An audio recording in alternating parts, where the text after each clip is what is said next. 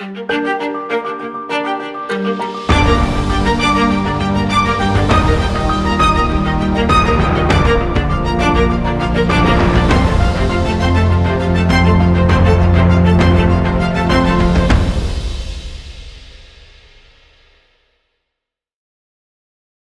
am here to talk to you about philosophy and how the study of the history of ideas can help us to get a new perspective or a critical perspective on our society, and how it can also help us to revive old ideas that are very valuable and could give us insights into our current predicament.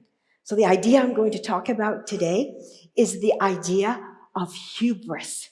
It's an ancient Greek idea, and it means basically arrogance, overreaching, desire to have wealth, power, and magnificence that is fitting only for the gods.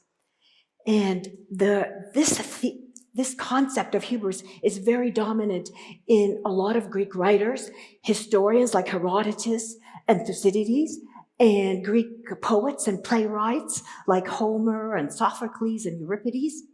And in their work, we find a kind of a pattern. And the pattern starts with prosperity, good fortune, and then goes on to arrogance, overreaching, and that's hubris, and then ends in catastrophe, disaster, and nemesis. And so for example, when Thucydides wrote the history of the Peloponnesian War, the war between Athens and Sparta, he described a tragedy in which Athens, this beautiful, democratic, prosperous, free city, was destroyed by an inferior city, namely Sparta. Why? Because of her hubris. Everything in yellow that you see here is part of the Athenian Empire. Athens was eager to spread her democracy to the whole of the Greek world. She thought that her way of life, her political order, was better than anybody else's. And she thought that everyone would welcome her conquests, which is a crazy kind of idea that Americans also have. But so as a result, she went around being very bullish and belligerent. And the thing about hubris is that, unlike petty crime, which is motivated by material deprivation, hubris is inspired by the kind of fortune, wealth, and power that Athens had. And it led her to expand her empire, not only throughout the Greek world, but even to send an expedition to Sicily in the hope of taking over the entire Italian peninsula. Well, it's important for us not to confuse hubris with sin, because that would be Christianizing eyes. Not to confuse hubris with sin, or to confuse the nemesis that follows with divine retribution.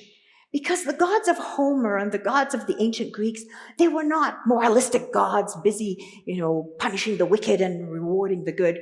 They were mainly representatives of the forces of nature. So, for example, Zeus was the god of the sky, and Poseidon was the god of the sea, and Demeter was the goddess of the harvest, Aphrodite was the goddess of love, etc. So the gods really were these representatives of the forces of nature, and by feasting and dancing and singing in honor of the gods, the Greeks hoped that they would flatter them, so they would help them with whatever their endeavors are, like the harvest, for example. And if they couldn't help them, at least they could protect them from what Shakespeare called the slings and arrows of outrageous fortune.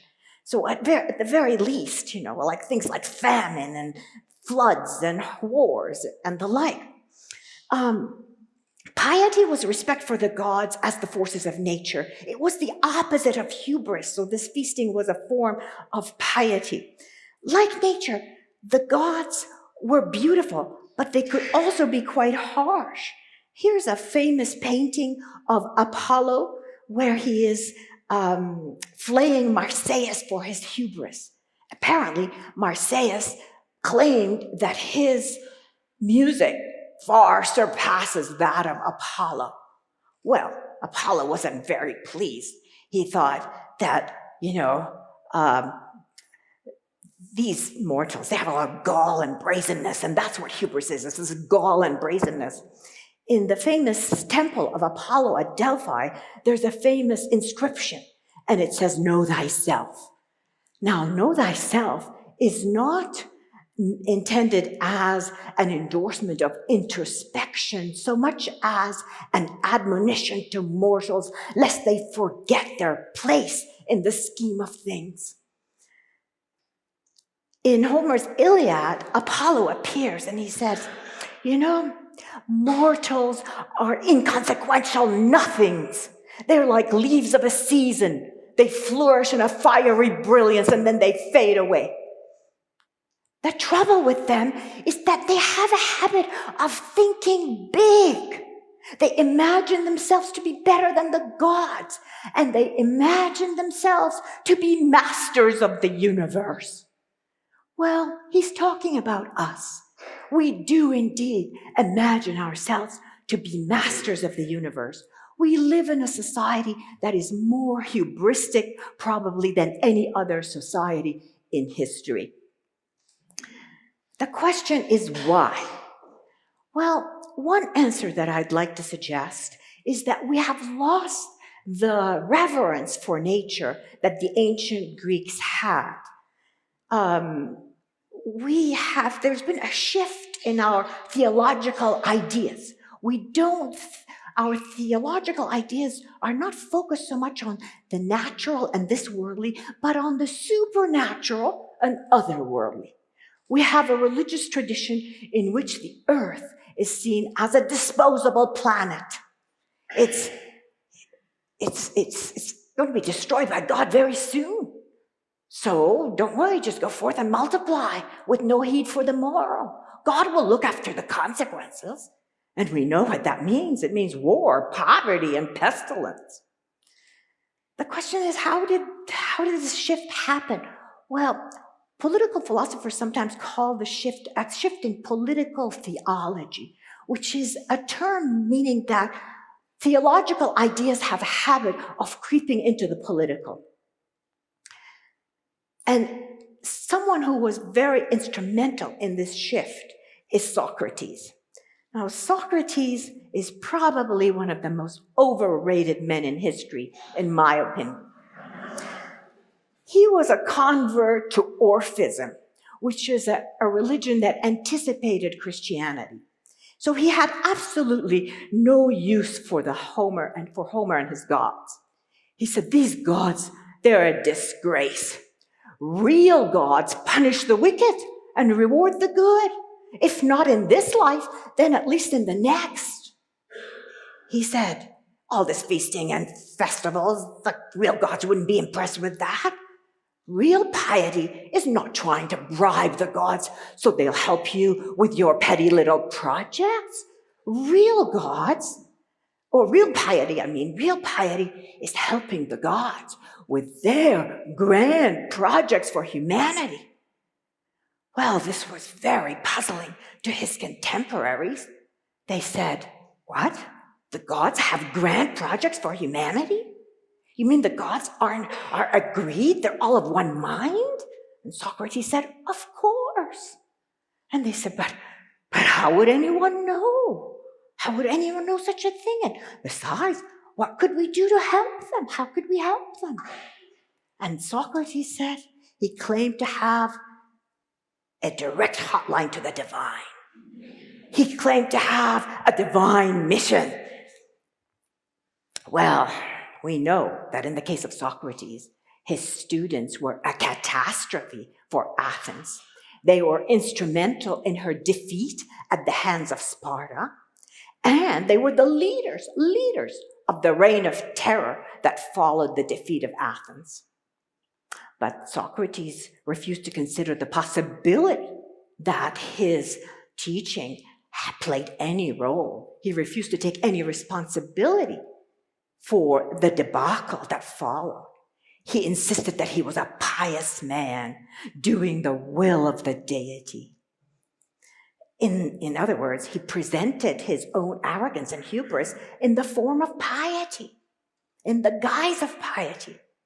In this way, he opened the floodgates, to a barrage of frauds and swindlers, popes, ayatollahs, and other charlatans claiming to be speaking in the name of the divine. Nevertheless, Socrates was instrumental in being the founder, one of the founders, planting the seeds of Western civilization. Like Socrates, the West claims to have access to a single universal truth applicable to all humanity. Like Socrates, the West has been extravagant in its vanity, arrogance, and self-importance. Like Socrates, the West claims to have a divine mission. The French called it the mission civilisatrice, and the English called it the white man's burden.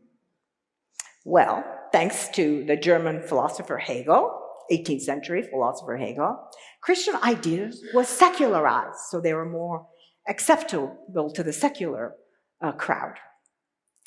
Hegel basically replaced God with history. But the message remained the same. History is a glorious march toward, it's a drama in which Western civilization plays a starring role.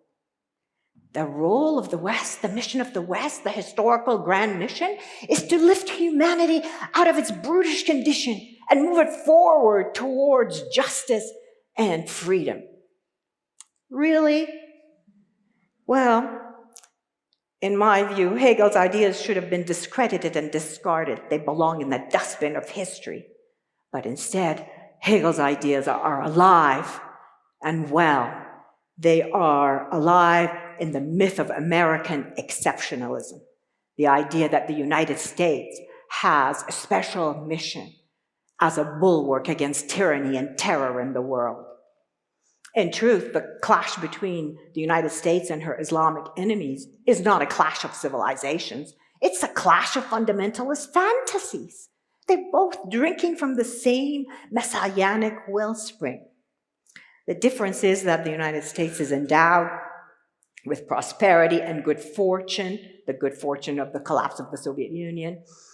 And so in finding herself in this very good situation, she has set out to remake the world in her own image, just like Athens, to spread her democracy, just like Athens, except this time it's Athens on stilts. The United States has 800 military bases scattered around the world, and not satisfied to dominate the globe, she's ventured into the militarization of space. American hubris has its source in wealth, power, and pride, not necessarily in ill will.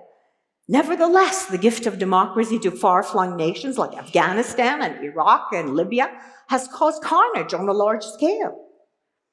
And these terribly hubristic ventures have not only left a trail of death and destruction in foreign countries, they have undermined American democracy by creating a huge debt while enriching American corporations and private contractors. They've put a great toll, created great inequality and put a great toll on American taxpayers, and an even greater toll on the sons and daughters of poor families that are dying in these wars, are usually the ones dying in these wars. Well, I think we should abandon these hubristic ideas and look for something more sober. And I wanted to suggest turning to Chief Seattle, who's leader of the Duwamish tribe, who signed the Port Elliott Treaty, ceding native land to Europeans in 1854. And what he said on that occasion, he said, "Tribe follows tribe, and nation follows nation.